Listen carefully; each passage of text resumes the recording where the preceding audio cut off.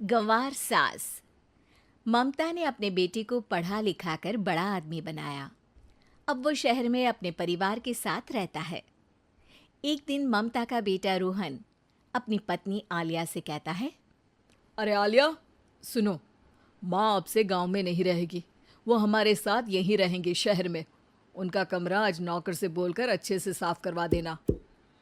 ओह, आज तो मेरी किटी पार्टी है, फिर मुझे जिम और फिर शॉपिंग। ठीक है, कल करवा दूंगी।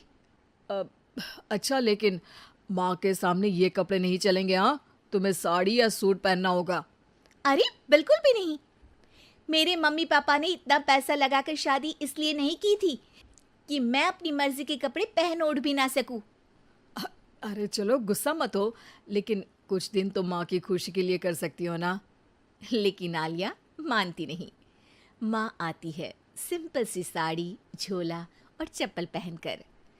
अरे रोहन, मैं इनके साथ कैसे रहूंगी? मेरी फ्रेंड्स क्या कहेंगी? ये तो पूरी गंवार लग रही है। आलिया, माँ गांव में रहती थी इसलिए ऐसी हैं। तुम आज ही माँ के साथ जाकर उनकी पसंद की शॉपिंग करवा देना। इनके साथ घर के अंदर रहना मुश्किल है, बाहर तो मैं कभी भी ना जाऊं। रोहन को आलिया पर गुस्सा आ जाता है।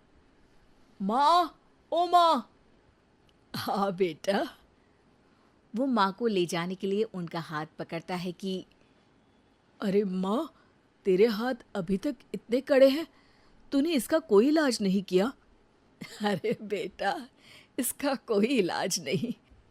वैसे भी मुझे कोई शर्म नहीं कि मेरे हाथ मुलायम नहीं है, क्योंकि इन्हीं हाथों से मेहनत कर मैंने तुझे बनाया है बेटा। अगले दिन। माँ, मैं ऑफिस जा रहा हूँ। कुछ लाना हो तो आलिया को बोलकर फ़ोन करवा देना। रोहन के जाने के बाद।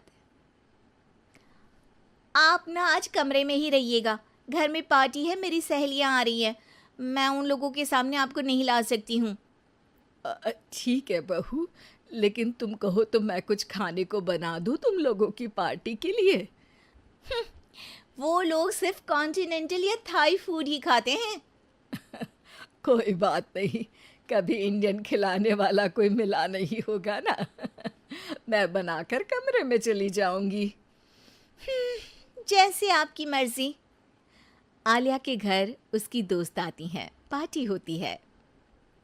अरे वाह आलिया, ये क्या है खाने में? बड़ा ही स्वादिष्ट है यार, इसकी रेसिपी मुझे चाहिए। हाँ, और ये दाल, ओ माय गॉड, मैंने तो किसी 5 स्टार में भी ऐसी दाल नहीं खाई है यार। तू कुक को यहाँ बुलाना। अब आलिया घबरा जाती है। हाँ हाँ हाँ, क्यों नहीं। माँ जी ज़रा बाहर आइए। आलिया की सास सिंपल सी साड़ी और गांव के अंदाज में आती है। अरे बहू, क्या हुआ? खाना पसंद नहीं आया क्या? बहू? अरे ये गांव से दिखने वाली औरत तुम्हें बहू क्यों बोल रही है? कौन है ये? वो हमारी नई नौकरानी है। सास बहू की बात सुनकर बहुत दुखी हो जाती है। वो सर झुकाकर जा ही रही होती है कि एक सहेली बोल पड़ती है। अरे कहाँ जा रही हैं माँ जी? वो उठकर उनके पैर छूती है। जीती रहो बेटा। क्या है ना, आपकी शक्ल बिल्कुल मेरी माँ जैसी है। पता है आलिया, मैं शहर पढ़ने आई और फिर शहरी हो गई, लेकिन मेरे माँ पापा तो आज भी गांव में रहते हैं, बिल्कुल इनके जैसे ही हैं। आप यहाँ बैठिए ना आंटी, आप सच में बड़ी खूबसूरत है और आपके हाथ का खाना तो लाजवाब है। काश ये मेरी सास होती। सभी सहेलियां सास को घेर कर बैठ जाती हैं और उनसे खाने की रेसिपी पूछ रही होती है कि तभी घर की बेल बजती है और रोहन आता है। अरे क्या बात है, आज आप लोग हमारे घर में? और ये लोग तो मुझे आलिया से ज़्यादा माँ की सहेलियाँ लग रही हैं। क्या ये आपकी माँ है? लेकिन आलिया ने तो कहा कि ये उनकी नौकरानी है और इन्होंने भी नहीं बताया। वो नहीं बताएंगी, क्योंकि उनके लिए बच्चों की इज्जत और उनकी खुशी सबसे पहले है। मुझे माफ कर दो। मुझे इन्हें तुम लोगों से मिलवाने में शर्म आ रही थी कि तुम लोग क्या कहती।